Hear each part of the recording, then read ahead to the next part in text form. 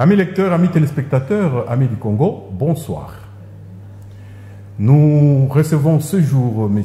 Babi Balukuna, un opérateur de la société civile de la communauté congolaise de Belgique, dans le cadre de notre nouvelle émission Vendredi citoyen. Vendredi citoyen, pourquoi? Eh bien, nous avons pensé qu'une fois par semaine, il était intéressant de donner la parole aux citoyens pour qu'ils disent comment ils voient l'évolution du processus électoral en RD Congo. Nous, c'est qui? Eh bien, c'est la plateforme Antenne Monde de la société civile RD Congo. Et en bref, c'est une structure, une sorte de réseau qui met en contact les actions des Congolais ici à l'étranger avec les actions des Congolais au pays. Et donc, je vous le disais dès le départ, notre invité s'appelle M. Babi Balukuna. M. Babi Balukuna, bonsoir. Bonsoir M. Fita et bonsoir à tous les téléspectateurs. C'est un plaisir pour nous de vous recevoir. Pourquoi nous vous avons choisi? Eh bien, nous avons vu ce que vous avez déjà fait. Nous nous sommes dit, ceux qui font quelque chose, il est important de leur donner une certaine visibilité. Et si on le fait avec plusieurs personnes, ça a un impact sur la marche de notre pays. Mais avant d'entrer dans le vif du sujet, j'aimerais d'abord que vous vous présentiez vous-même. Si vous devriez vous présenter vous-même, comment allez-vous vous présenter? Ben, Babi Balukuna, je suis un homme de médias d'abord. J'ai œuvré comme journaliste et présentateur d'émissions. Et aussi, je m'étais lancé dans le secteur associatif comme président d'une association dénommée Action concrète pour le Congo. Et aussi, j'ai eu à poser des actes politiques comme celui de postuler comme candidat député en 2011. Et ici aussi, je suis candidat aux élections législatives provinciales qui n'ont pas eu lieu. Et nous disons à Lingala, ça fait comme bindo. Voilà. Bien, merci beaucoup, Monsieur Babi Balukuna. Le côté de vous que nous allons retenir, parce qu'il y a deux camps. Il y a les élus et il y a les électeurs. C'est le côté électeur qui nous intéresse, c'est le côté citoyen qui nous intéresse. Et en 2016, il est prévu un processus, il est prévu des élections en RD Congo et plus principalement l'élection présidentielle en fin novembre 2016. Au jour d'aujourd'hui, vous, en tant que citoyen qui observez la marche de notre pays, quel est le point que vous pourrez faire de ce processus électoral? Ben, nous allons dire que dans une élection, il y a, comme vous l'avez dit, d'une part, les candidats et de l'autre côté, les électeurs. Ce que je peux marteler, c'est que les électeurs sont déjà prêts. La population, si vous allez partout au Congo, nous sommes tous, en tant qu'acteurs, en permanent contact avec les électeurs ou la population sur le terrain. La population s'est dit prête à affronter le processus électoral à tous les niveaux alors. D'abord, ils insistent sur le niveau présidentiel. Ils veulent à tout prix choisir leur nouveau président et surtout que l'ancien président, donc le président sortant, est hors jeu, départ la Constitution elle-même. Donc, la population est dans l'engouement pour affronter les élections. Ça, c'est le premier point à retenir. D'ailleurs, aujourd'hui, s'il s'ouvre le processus d'enrôlement des électeurs, vous allez vous-même voir que les gens sont, en tout cas, préparés à cela. La deuxième chose à dire, c'est que disons, la famille politique de l'opposition est en train de se mettre en ordre de bataille, ce qui est une très bonne chose parce qu'il n'y a pas d'équipe qui gagne sans capitaine, sans entraîneur. Il n'y a pas d'armée qui gagne sans commandant des ordres d'opération, des opérations et tout. Ici, nous apprécions le fait que cette opposition qui avait été hier et avant-hier acculée du fait qu'elle a toujours été dispersée, et que n'arrive pas à parler d'une même voix, d'une seule voix. Aujourd'hui, nous le constatons, il y a eu Genval et hier encore, il y a eu le Quai d'Orsay où l'opposition congolaise a été reçue et s'est réunie autour de son chef qui est M. Etienne Tshisekedi Omulumba. Ça, c'est quelque chose à apprécier. En troisième lieu, nous allons dire que la diaspora que nous représentons en tant que société civile essaye de s'affirmer comme entité à part entière, que ce soit pour les élections ou pour le dialogue qui va, en d'autres termes, être la voie par laquelle se prépareront ces élections. Voilà ce que je peux vous dire au niveau de ma lecture. Pardon, j'allais oublier le quatrième point, c'est le fait que le pouvoir de Kinshasa, jusqu'à présent, manifeste son indifférence quant à la volonté, que ce soit de la population ou celle de l'opposition politique et encore celle de la diaspora, à aller à ces élections. Nous avons vu en 2015 beaucoup de tractations allant dans le sens de ramener une loi électorale et qui allait à tout prix réviser la Constitution. Et aujourd'hui, nous le sentons, Kabila a été pour le dialogue, croyant que par le dialogue, il allait rester éternellement au Congo. Malheureusement, le dialogue est en train d'aller dans le sens de ce que nous connaissons, la résolution 2277 de l'ONU. Et malheureusement, ou encore heureusement pour nous, Kabila est en train de se distancier de ce dialogue. Donc, nous comprenons que la volonté au niveau du pouvoir n'est pas celle de l'alternance et celle d'offrir à la population ce qu'elle recherche, donc les élections. Bien, merci beaucoup, Monsieur Babi Balokuna. Ça, c'est le volet politique. Et je l'ai dit d'emblée, c'est une émission citoyenne et pas tellement politique. Merci. Politique seulement dans le sens que l'acte que le citoyen posera pour les élections, c'est un acte politique, mais nous allons vraiment nous concentrer sur le rôle du citoyen dans notre processus électoral. Très bien. Et vous et moi, nous vivons ici à l'étranger. Ouais. Nous constituons ce qu'on appelle la diaspora. Et des chiffres montrent que la diaspora a un grand poids, etc., etc. Mais du point de vue des élections, est-ce que la diaspora est utile? Qu'est-ce qu'elle peut faire? Merci pour cette question. Du point de vue des élections, la diaspora a son utilité. Déjà, il y a une loi qui vient, on va dire, réincorporer la diaspora au système électoral, dans le sens où la diaspora va être à mesure de voter pour seulement le candidat, pour un président de la République, mais pas pour les députés. Ça, nous le déplorons. Mais la diaspora a déjà ce premier rôle-là de citoyen, hein, de s'acquitter de son engagement d'électeur. Et deuxièmement, la diaspora supporte sur le plan économique la population au Congo pour beaucoup de situations sociales. Nous le savons tous, rien ne sert à revenir sur tout ce qu'il y a comme intervention de la diaspora. Mais ce qu'il faut retenir, la diaspora, aujourd'hui, elle manipule les outils de communication. On va parler des réseaux sociaux, on va parler du téléphone lui-même. Ceux qui sont dans la diaspora ont beaucoup plus de possibilités de s'offrir une carte de communication plutôt que ceux qui sont sur le terrain. Donc la diaspora a encore la possibilité d'appeler ceux qui sont au Congo, les sensibiliser, que ce soit par voie directe de téléphone personnel ou encore par voie de cabine téléphonique. Il y a toujours moyen, et aussi les réseaux sociaux qui sont devenus beaucoup plus gratuits.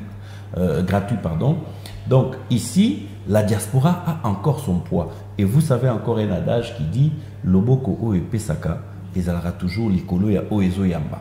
Vous savez très bien que la diaspora envoie des Western Union, c'est-à-dire que ceux qui sont au Congo ne sont pas, je n'ai pas envie de dire, astreints ou encore obligés de répondre aux demandes ou encore aux recommandations de la diaspora, de leurs membres de famille dans la diaspora, mais seulement ceux qui sont au Congo peuvent se laisser guider par la diaspora étant donné qu'elle se trouve là où l'information circule facilement. Voilà le grand rôle de la diaspora. C'est un rôle organisationnel, c'est un rôle logistique, c'est un rôle de guidance, de conseil et pourquoi pas de consultance. Voilà un peu ce que la diaspora peut faire. Bien, merci beaucoup. Nous reviendrons sur ce rôle de la diaspora, mais si nous vous avons invité, c'est aussi par rapport à votre propre expérience. Parce que nous aimerions que dans cette émission, ceux que nous invitons parlent de ce qu'ils ont fait. Oui. Et à l'issue d'un certain nombre d'émissions, nous ferons la sommation, nous verrons comment l'union fait la force, quoi. Et est-ce que vous pouvez, vous, en tant que Congolais vivant à l'étranger, est-ce que vous avez eu à faire quelque chose avec le citoyen? Parce que le rôle du citoyen, vous le savez, c'est de voter. Très bien. Et le citoyen, pour qu'il vote, il y a un certain nombre de préalables pour qu'il vote bien, en âme et conscience que ce vote soit donc l'expression de ce qu'il pense.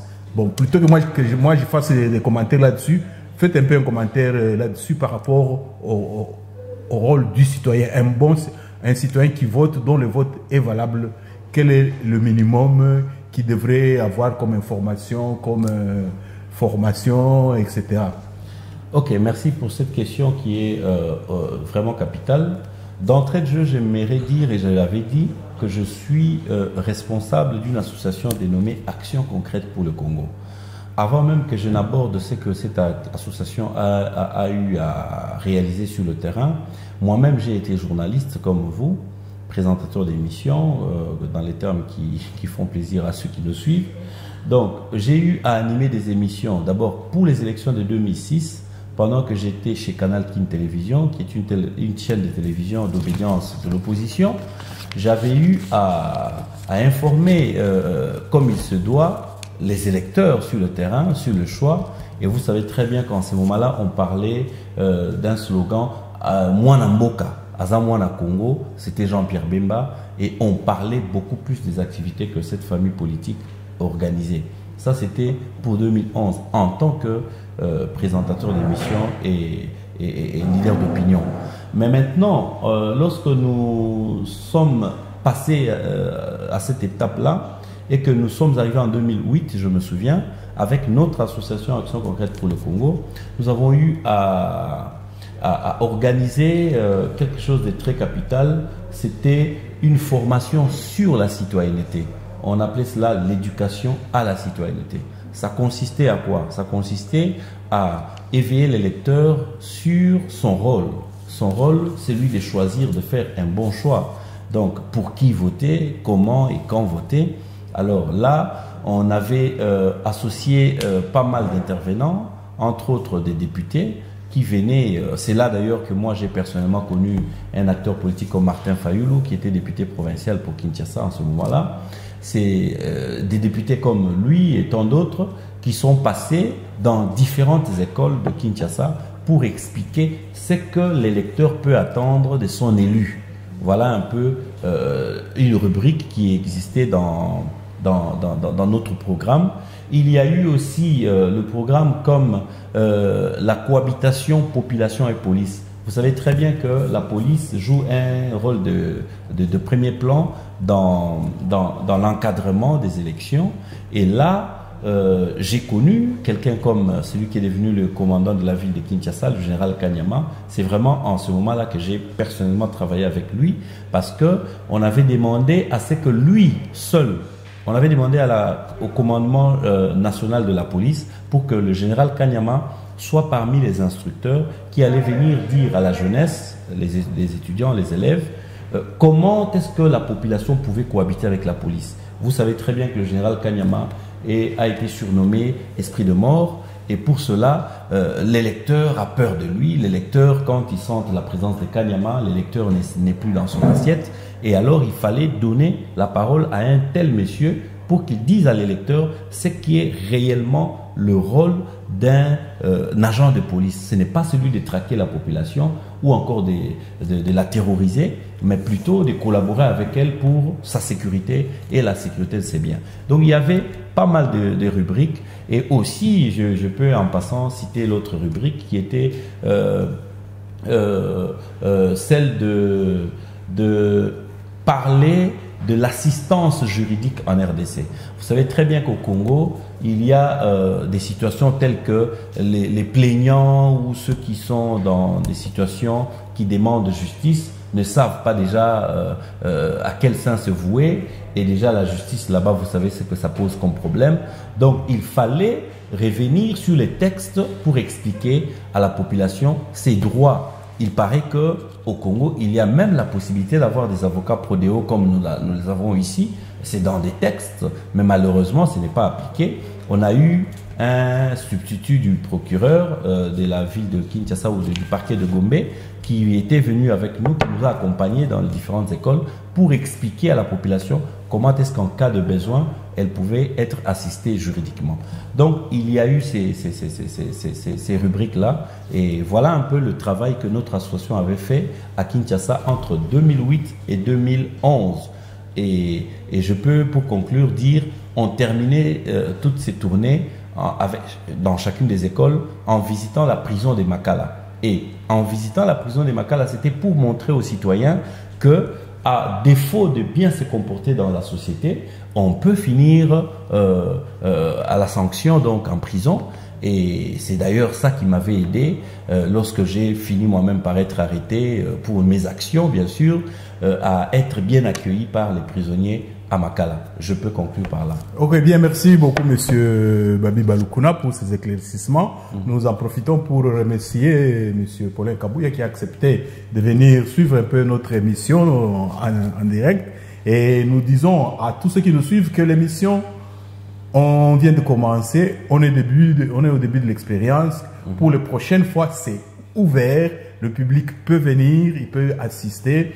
Bon, selon l'importance de l'émission, il n'est pas exclu que par moment on puisse donner la parole au public qui est là-bas. Donc, Papa Paulin, à un moment donné, si vous pensez qu'il y a un élément où vous pouvez interpréter notre invité, ne vous gênez pas. Bien, nous rentrons dans le processus électoral. Effectivement, il est impérieux de connaître un peu l'histoire, qu'est-ce qui s'est passé au pays, mais en ce moment-ci, est-ce que vous pensez qu'il est important de continuer à encadrer le citoyen au Congo?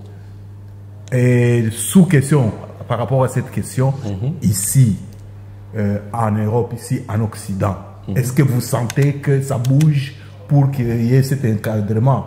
À défaut de parler des autres, si vous pouvez parler de ce que vous-même vous faites. Si oui, expliquez-nous un peu ce que vous faites. Ok, merci.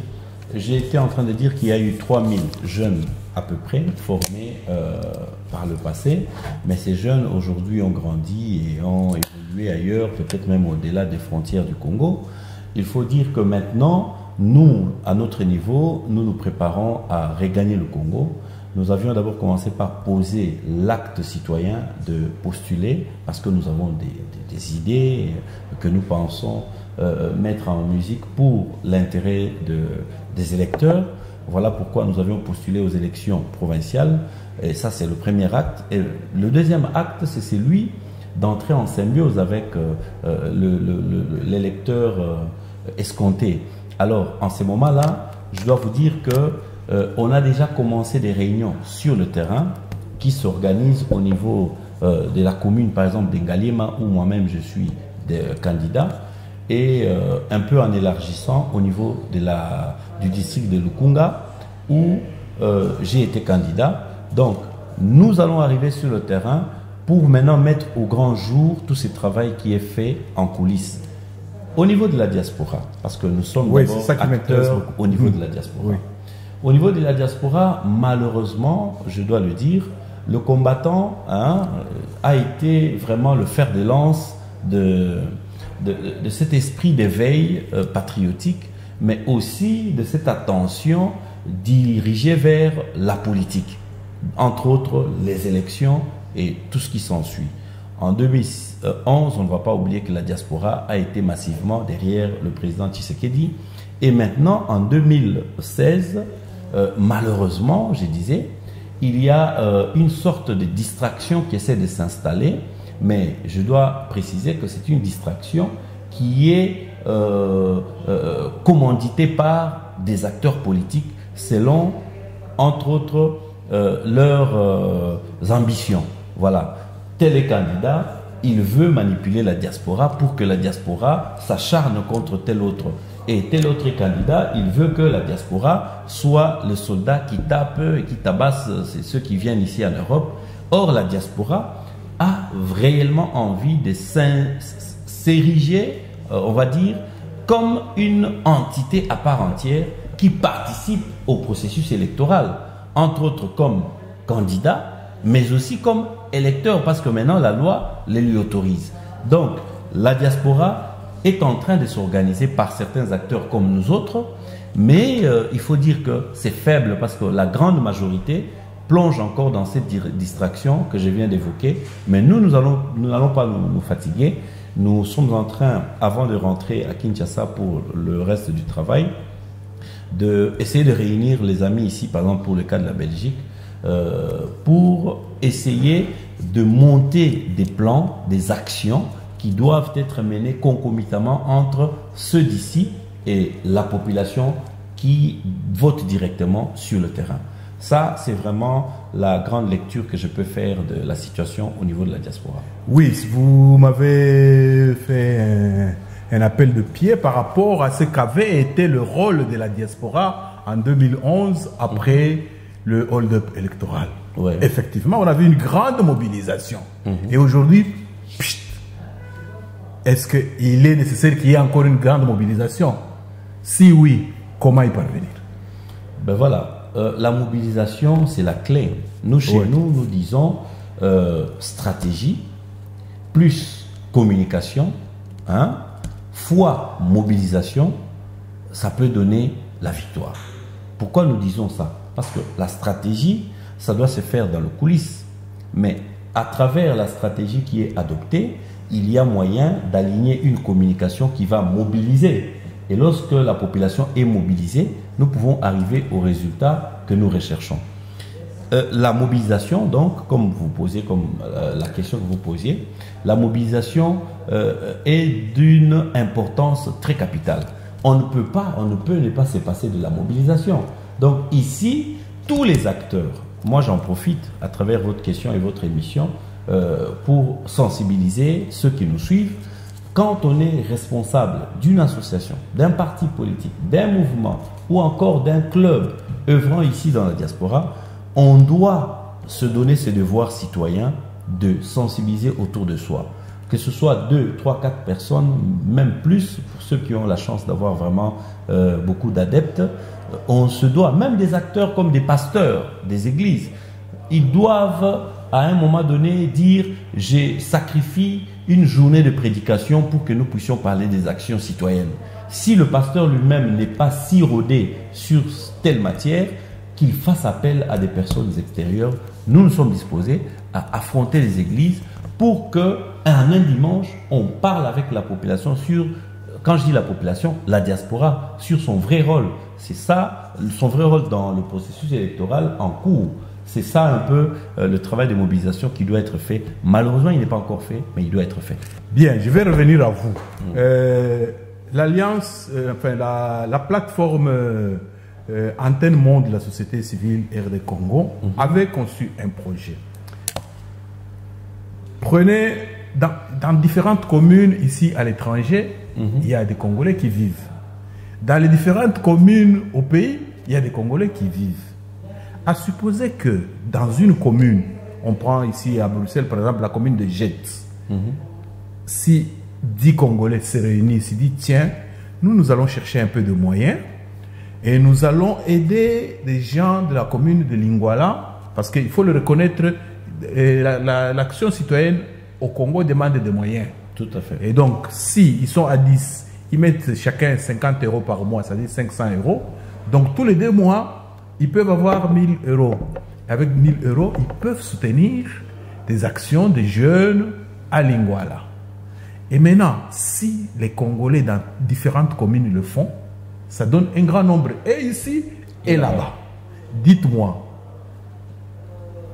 une idée comme celle-là, on en a parlé, on a diffusé suffisamment d'éléments, ça ne démarre pas. D'après vous, qu'est-ce qui cloche dans notre communauté? Parce que j'ai fait une parenthèse, quand il y a des grandes marches dans les différentes communautés ici, que ce soit les Libanais, les Turcs, etc., vous ne verrez aucun élément média, mais le jour de la marche, s'il y a peu de gens, c'est 5 000. Mais généralement, c'est 10 000, 20 000. Ouais. Et ils sont plus citoyens que nous par rapport à leur pays. Où est-ce que ça cloche? Bon, le grand problème, c'est un problème de solidarité. Vous savez, notre communauté met en avant la solidarité comme un slogan, pas vraiment comme une valeur, une vertu que chacun emploie, malheureusement. Parce que, pourquoi je le dis, j'étais encore hier, ça tombe bien, j'étais hier à une activité culturelle organisée par la communauté camerounaise vivant à Mons, là où moi je vis. Pourtant, précédemment, il y a eu une pareille activité organisée par des Congolais.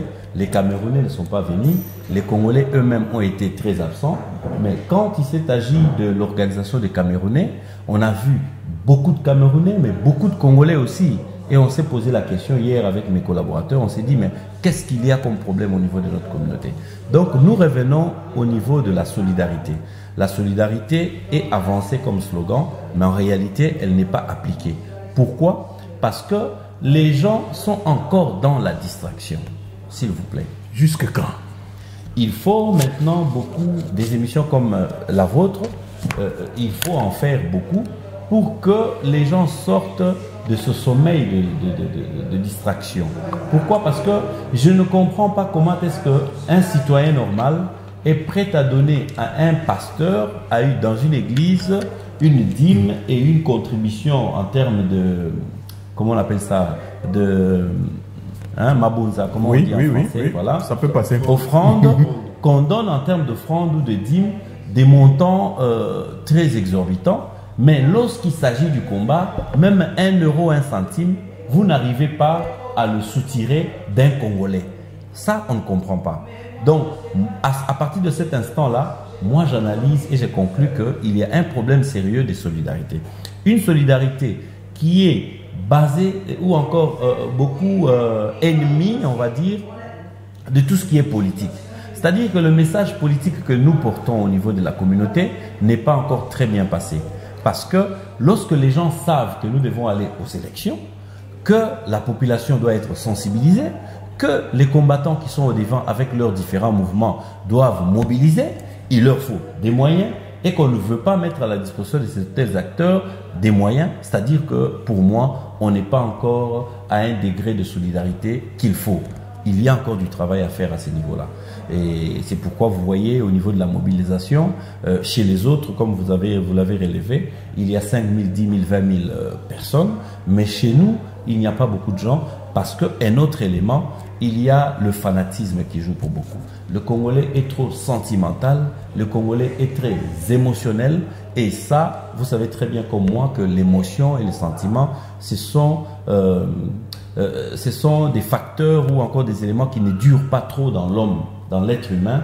Ça vient un petit moment. Si on vous annonce en ce moment que votre mère ou votre parent venait à décéder, vous allez bien sûr, comment je vais dire, vous déchirer, vous allez pleurer, vous allez être dérangé et tourmenté. Mais quelques 2-3 jours après, vous allez chercher à ce que cette personne décédée soit enterrée et que la vie continue.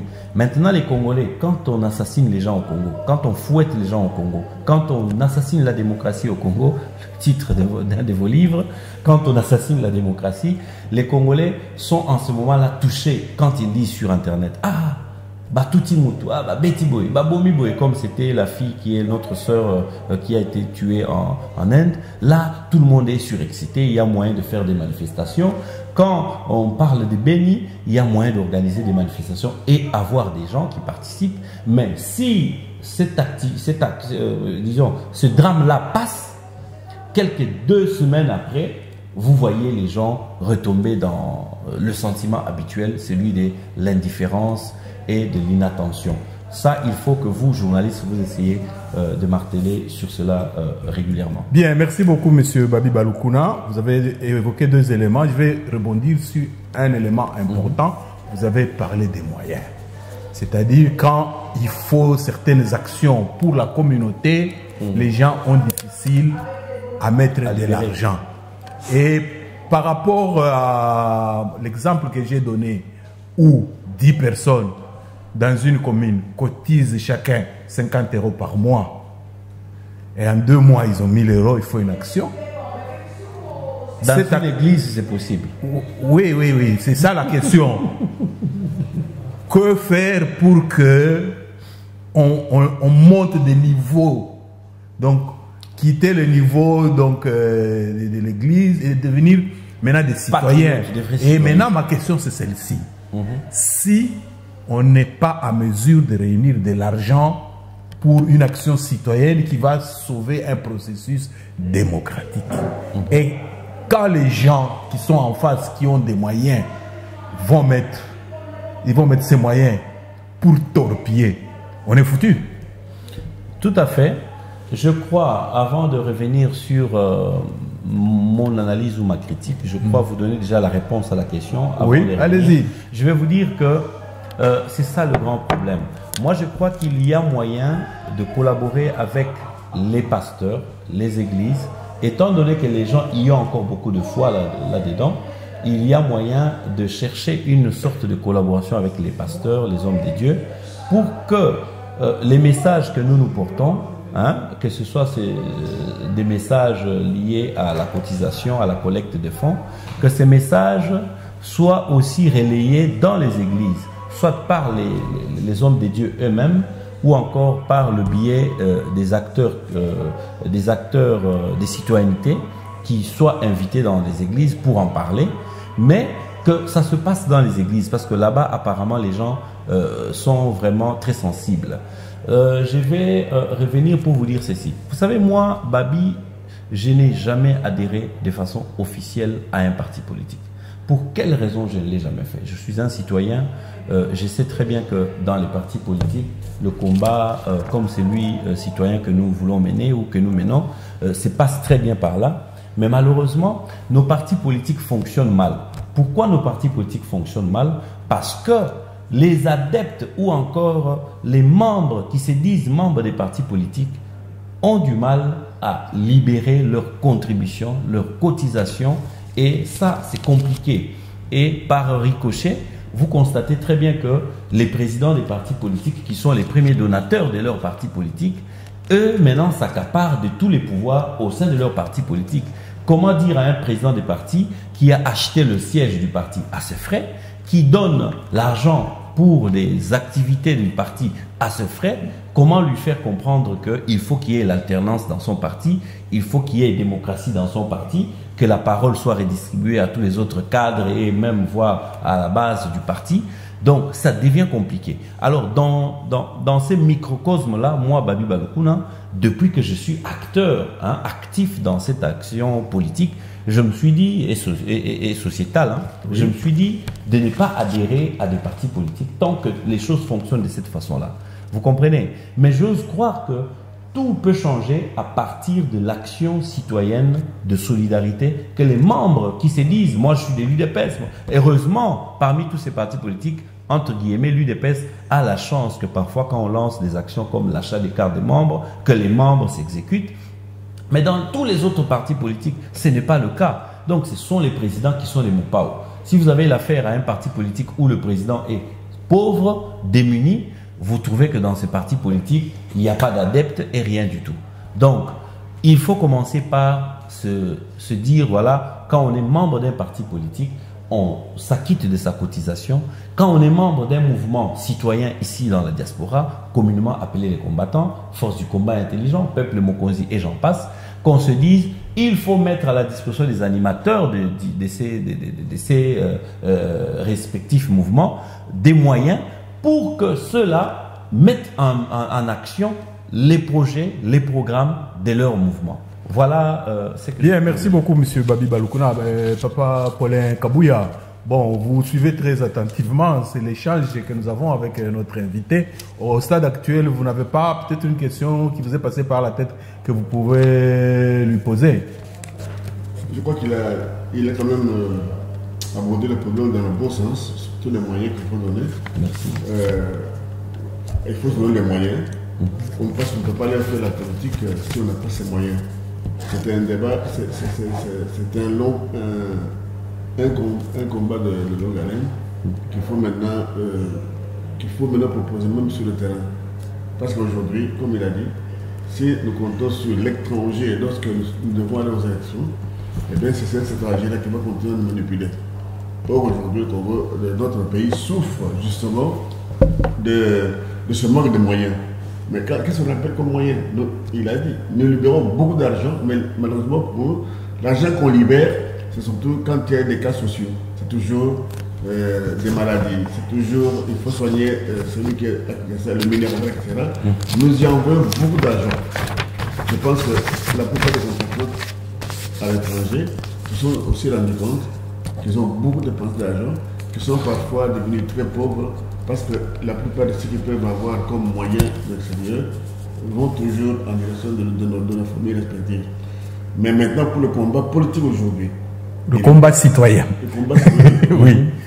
Il faut absolument que tous ceux qui se reconnaissent comme société civile se disent il est temps maintenant que nous puissions aussi avoir notre part dans la distribution des voix politiques, parce que c'est la société civile qui travaille beaucoup plus. Il ne faut pas laisser la place aux gens qui, jusqu'à présent, je pense, ont échoué. Il est vrai que pour commencer déjà, ne plus qu'à réunir ces fonds, il faut commencer par des petits groupes. Je suis moi-même président d'une association qui épargne et qui a pour philosophie. Ne dites pas tout parce qu'il n'est pas exclu que prochainement, une prochaine fois, vous soyez l'invité. Oui. Nous sommes décidés depuis 5 ans et nous le faisons chaque mois. Le minimum est de 50 €, on peut épargner davantage. Mais cet argent, c'est quelqu'un qui a le projet. Or, le projet le plus important à ce stade, c'est le projet politique. Il faut changer quelque chose au Congo. Donc, les citoyens congolais doivent se mettre en tête que s'ils veulent changer le Congo, eh bien qu'ils ne se laissent pas manipuler simplement par le pouvoir politique qui, une fois là-bas, une fois qu'ils ont obtenu ce qu'ils veulent, eh bien à ce moment-là, ils oublient la population. Puisque le Congolais vit avec moins de $2 par jour, alors que nous avons des gens qui sont députés et autres, qui eux sont simplement assis sur de l'or. Je crois comme tu m'as dit, je vais réserver la primeur de la partie monnaie à la prochaine occasion. Je crois à ce moment-là. Lui, on changera de position. Oui, voilà. Je serai prévoir à ce moment-là. Voilà. Très bien, merci beaucoup, monsieur Paulin Kabouya. Nous terminerons l'émission sur ces problèmes de moyens, parce que finalement, vous nous avez aidé à cheminer vers les objectifs de notre plateforme Antenne Monde de la société civile, et nous le répétons encore une fois, enfin je le répéterai à la fin, mais nous revenons sur un point que vous avez soulevé, la solidarité. Ouais. La solidarité, ça veut dire penser au groupe, quand quelqu'un dans le groupe est dans le besoin, l'aider. Et même quand il n'y a pas de problème, faire un petit geste vers le groupe. Le jour où il y a des problèmes, on résout les problèmes. Et dans votre propre expérience, nous les Congolais qui vivons ici, à l'étranger, si vous devriez nous coter au niveau de la solidarité de 1 à 5, quel code nous pouvons avoir et justifier un peu cela? Non, sur 5, nous avons 1. Ok. Et le 1, nous l'avons grâce à l'émotion, au sentiment qui joue. Quand par exemple on nous appelle pour nous dire tel est décédé, tel a fait ceci, tel a fait cela, ou tel est en telle difficulté, c'est en ces moments-là que nous sommes sensibles et nous libérons plus vite et des grosses sommes. Mais lorsque il n'y a rien, il y a tout simplement un projet, une planification à long terme qui concourt dans les sens de l'organisation, des précautions, d'une vision, et de prendre des précautions pour que demain ou après-demain, même si quelqu'un mourrait dans une association, qu'on en prenne compte, qu'on prenne en charge ses besoins de l'enterrer ou quoi. Là, le Congolais ne s'exécute pas. Il s'est dit, bon, ils ont la culture de dire lélo, nyosukara lélo. Donc, si c'est pour investir maintenant, voir les effets tout de suite, Ça, le Congolais est très actif. Mais lorsqu'il faut dire aux Congolais, investis pour que dans 2 mois, dans 3 mois, dans 6 mois, voire même dans 10 ans, tu puisses voir les effets de ce que tu investis. Et ça pose problème. Voilà pourquoi je peux me le permettre. Oui, allez-y. Au niveau même de la politique, vous constatez que les autorités qui sont en place ont du mal à poser des actions ou des actes qui vont dans le sens de la continuité de l'État. Ils se disent, si je fais un pont, il faut que ce soit moi qui l'inaugure. Si je donne des médicaments pour les gens, il faut que ce soit des médicaments qui les guérissent tout de suite. Donc, on n'a pas cet esprit-là de dire les choses peuvent évoluer sans nous. Donc, la cotisation aussi, c'est la même chose. Les gens au sein de l'association veulent que, même au Likelemba, vous voyez la tontine, oui, oui. Les gens se disent, si vous amenez aux Congolais une tontine où ils sont à 30, à 40, il se dit qu'il va bouffer dans 3 ans. Il n'y en a aucun qui va intégrer une telle organisation. Mais s'il sait que tout au plus dans 6 mois, dans une année, il va bouffer, là ils sont dedans. Donc, au niveau de la solidarité, il y a encore beaucoup à dire à vous, journalistes, aux acteurs qui sont animateurs des différents mouvements, des différentes natures, plateformes politiques, associatives et tout ça. Il faut que ce message de solidarité soit développé dans les différentes réunions. Que même quand on a une réunion de 2 heures du temps, qu'on se dise pendant 1 heure du temps, on ne parle que de la solidarité. Quels sont les aspects de la solidarité qu'il faut évoquer? Pourquoi, quand il s'agit du long terme, on n'est pas actif? Du court terme, du très très court terme, on est actif. Et surtout, il faut que les sentiments jouent pour que les gens soient actifs. Donc tout ça, c'est des éléments qu'il faut évoquer. Bien, merci beaucoup, Monsieur Babi Balukuna. Amis lecteurs, amis téléspectateurs, amis du Congo, vous voyez où nous nous dirigeons. Si nous avons décidé de faire cette émission, c'est que nous avons senti qu'il y avait un problème. Ouais. Le problème, c'est quoi? Nous sommes nombreux, très nombreux. Beaucoup d'argent passe entre nos mains. Qu'est-ce que nous en faisons pour la communauté? Qu'est-ce que nous en faisons pour les actions citoyennes? Parce que les actions citoyennes, c'est un peu comme l'agriculture. C'est pas au Loni Lelo, au Burkina Faso. Est-ce qu'il est possible que nous, les Congolais, on adopte une autre culture? Parce que culture et agriculture ont ça en commun. On adopte une autre culture. Colonna, banzete à manga, pas seulement les matembele qu'on peut récolter dans les 15-20 jours. C'est pour ça que nous avons commencé cette émission. C'est pour ça que nous faisons venir des acteurs de terrain, des gens qui posent des actes, qui, quand ils posent des actes, se rendent compte qu'il y a des difficultés. Quelles sont les difficultés? Je pense que dans cette émission, nous avons pu épingler ces difficultés. Nous continuerons prochainement. Et j'aurais bien voulu terminer sur le problème des moyens. Je pense que ce n'est que le début. Il y aura d'autres émissions, il y aura d'autres invités. Nous en parlerons. Amis congolais, chers concitoyennes, le Congo nous appartient à tous. Et notre force doit aussi être une force de solidarité, une force de moyens. Et si nous mettons cela ensemble, comme font les autres peuples, je pense que bien des choses peuvent changer. Nous sommes en juillet 2016. En novembre 2016, il doit y avoir des élections. Qu'est-ce que nous faisons déjà en ce moment par rapport à ces valeurs-là? Et avant de terminer l'émission, comme il se doit, nous donnons la parole, le dernier mot à M. Babi Balukuna qui conclut son intervention de ce jour. M. Babi Balukuna, vous avez la parole. Merci, Monsieur Fita, pour cette parole dernière dans le cadre de cette émission. Ce que je peux rappeler, je fais un petit résumé de tout ce qu'on s'est dit ici. Il faut dire que cette émission est une émission très positive. Il faudrait que quand vous invitez les gens, que les gens n'hésitent pas à participer et que ceux qui nous suivent n'hésitent pas non plus à venir participer comme, disons, figurant, et pourquoi pas comme mon aîné qui est à côté a posé la question. Donc ça sera très bien dans le cadre de cette émission pour que ça évolue et que ça nous apporte des débats constructifs. Pour revenir au contenu même de l'émission, nous avons dit ici que le grand problème c'est la mobilisation.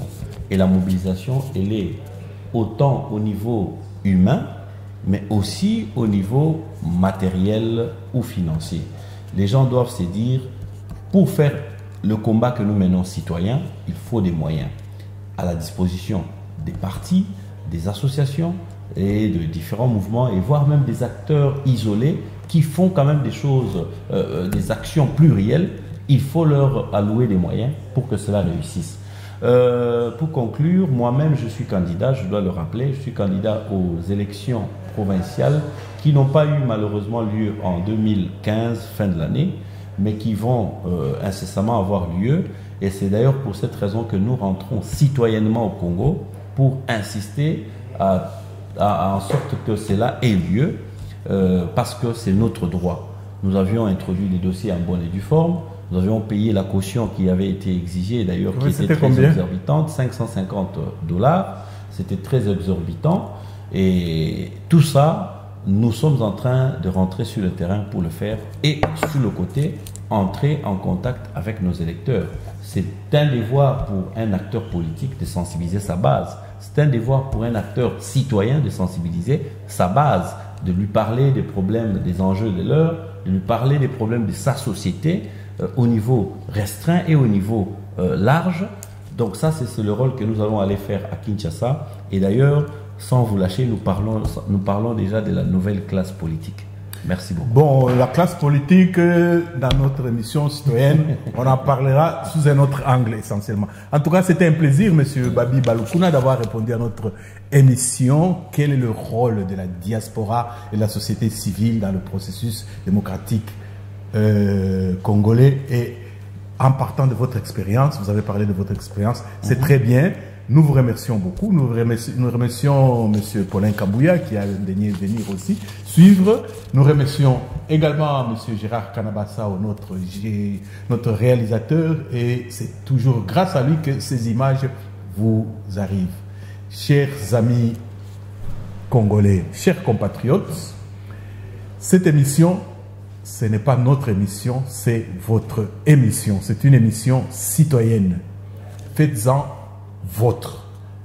Venez participer dans le public quand ce sera possible. Si vous pensez que vous pouvez aussi être invité, nous sommes ouverts.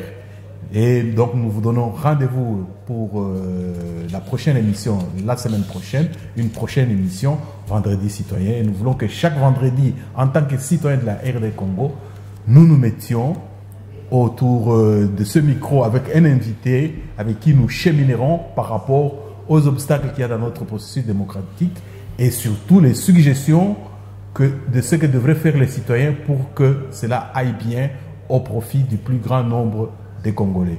Encore une fois, merci beaucoup et à la prochaine.